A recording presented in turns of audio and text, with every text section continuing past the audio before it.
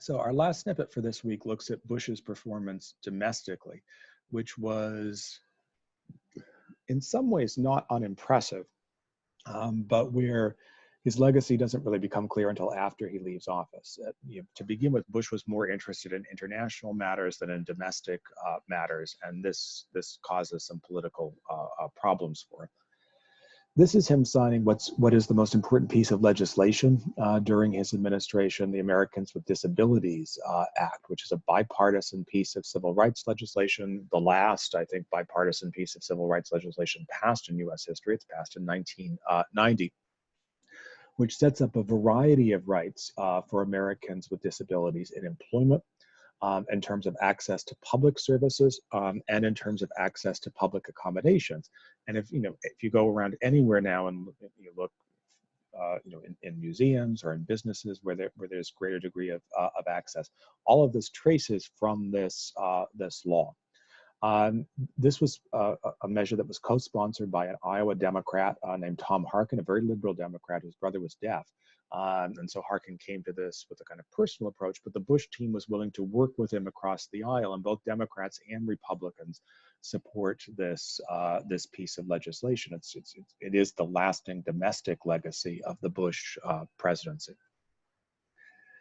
The other thing from Bush is that there is a sense that the deficit must be brought under control. The deficit begins to expand again during the early Bush years. And Bush is persuaded by the man here on the right, Richard Darman, who was his budget director.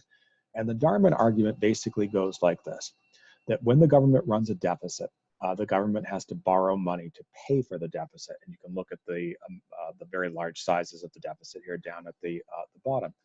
And so if the government is borrowing lots of money, that squeezes the credit markets. Every dollar that the government borrows is a dollar that a small business can't borrow, a dollar that a homeowner can't borrow. And if there's lesser amount of money that can be loaned out, that's going to raise interest rates. And raising interest rates is going to depress the overall health of the economy. So the Darman argument is, let's get the deficit under control, have the government borrow lesser amounts of money. That will free up more money to be offered in commercial loans, in business loans, in home mortgages, and will create a degree of economic expansion, which is sort of what occurs in the 1990s. And so Bush begins to open negotiations with Congress. Democrats control both the House and Senate to get the budget under control. It's clear that the only way to do this is by both cutting spending, military and domestic spending, and raising taxes. But remember, in 1988, we saw that video today in the reading for this week. Bush had given a promise at the Republican National Convention not to raise taxes. Ultimately, Bush chooses to put what he sees as the national interest ahead of his domestic interest, but this causes enormous political problems for him. This is a New York Post headline saying that he lied, and basically what they're saying here is true. I mean, Bush, when he gave that pledge, knew that it was very unlikely he was going to be able to honor it. You'll notice if you look closely down at the bottom here, this is from 1990.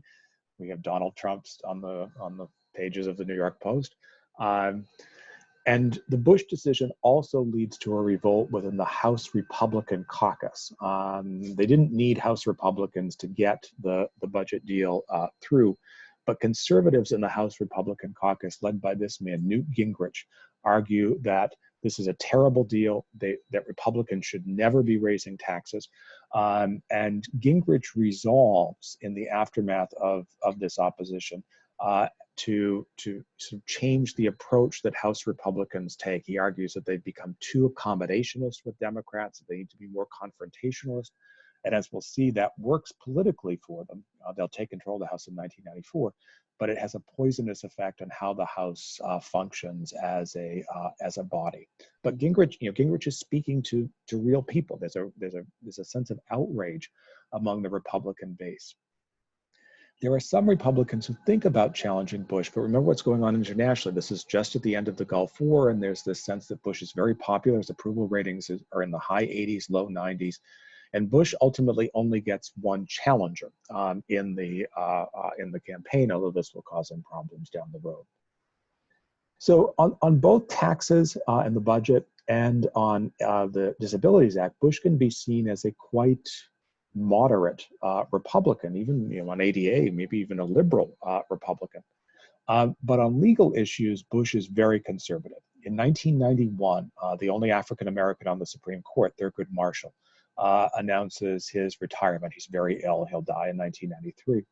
Bush wants to appoint a black jurist to replace Marshall, but wants to make sure that he's conservative.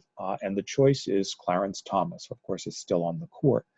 Thomas's hearings, though, are derailed when a former subordinate, Anita Hill, accuses him of sexual harassment. This is at a time when sexual harassment hadn't gotten lots of attention among the public or among politicians.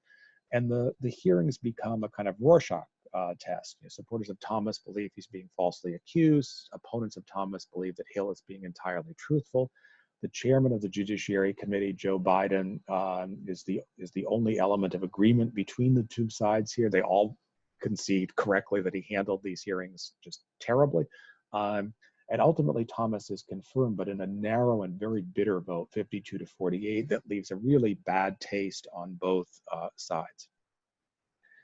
And in terms of national race relations, there's this incredibly ugly incident in Los Angeles.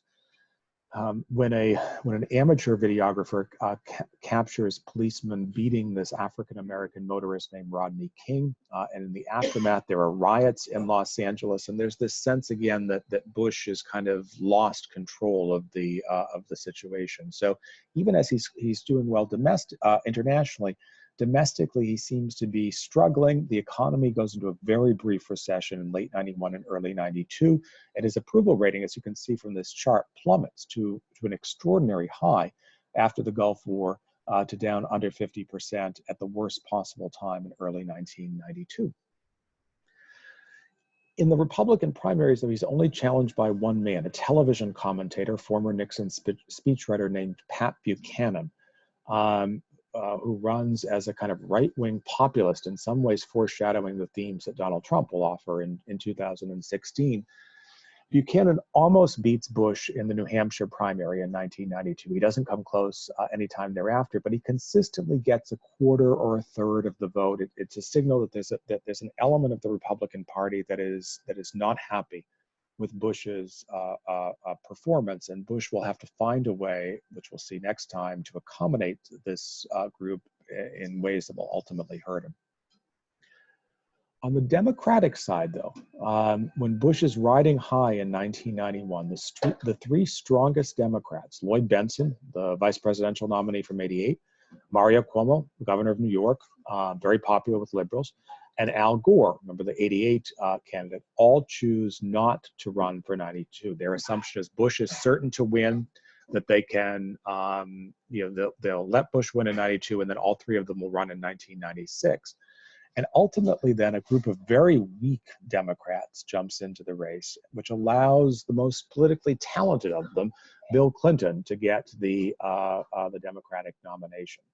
And what we'll see from this is what we'll be looking at next time, how Clinton will fare against Bush, and in this very unusual election, a meaningful third-party challenger as well.